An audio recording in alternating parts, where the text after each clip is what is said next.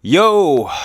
Okay, so UFC is back in action as of last night, and let's talk about the main event.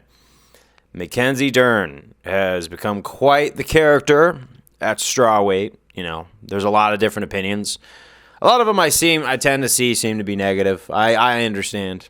But her specialty was her triumph this main event. She got her her loss back. She beat Amanda Ribas. And to Ribas' credit, she hung in the ground with her as long as she could. She was more than willing to toss Mackenzie Dern to the ground and play that game with her. It was well played.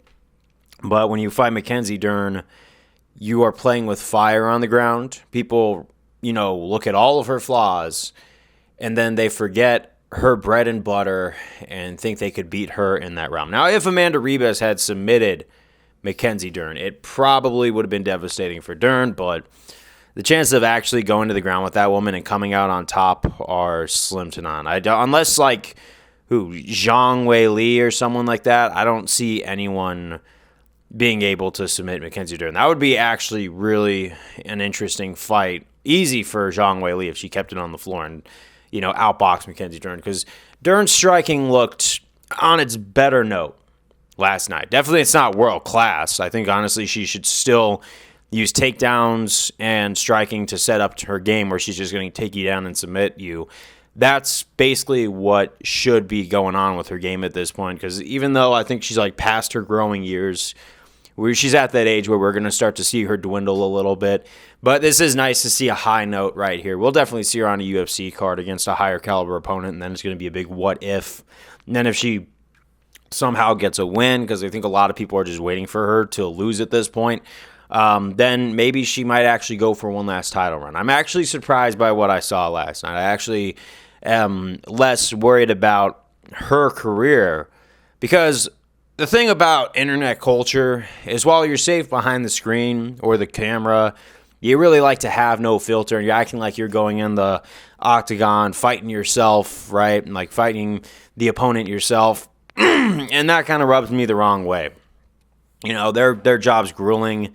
It's a hard life for a fighter, especially if you're not as famous as Mackenzie Dern. But even then, all those miles put on the body, it makes sense. But I'm saying this as a total analyst, and with all due respect, I want to see Mackenzie Dern succeed. I really do, because we all know, the controversy of the Gracie family. They came on, they started the whole jiu-jitsu craze. They put it on the map, but it's become very corporatized, and sometimes it seems like when you have someone like Kron Gracie trying to represent their sport, and then he gets slammed by Bryce Mitchell, and then he makes Gracie-style jiu-jitsu look bad compared to other martial arts. Jiu-jitsu has such a lofty, reputation in the UFC. Sometimes it's really good, other times it's really bad. And her father, Wellington Megaton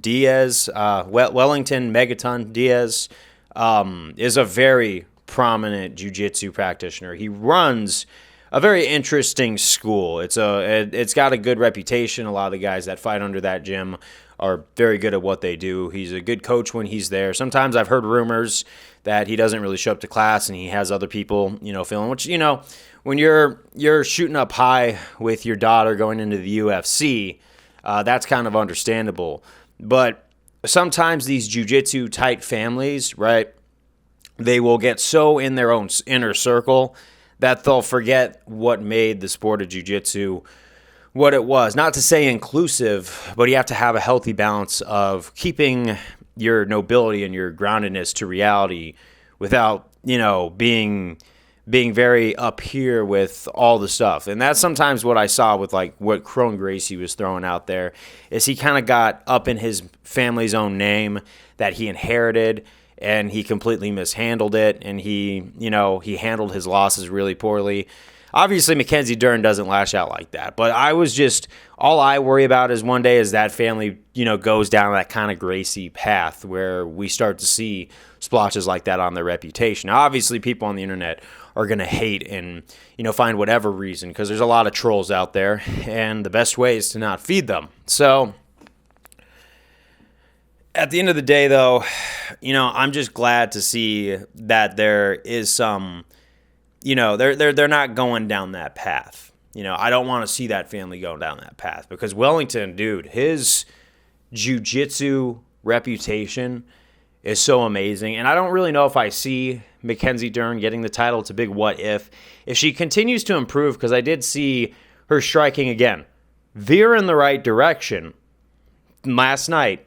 If it continues to go in the right direction and she works on taking down instead of just relying on her jiu-jitsu, she could be a very dangerous challenger for that title against Zhang Wei Li, and she possibly has time to make one more run. So it's not too late for that. I think it's a stretch.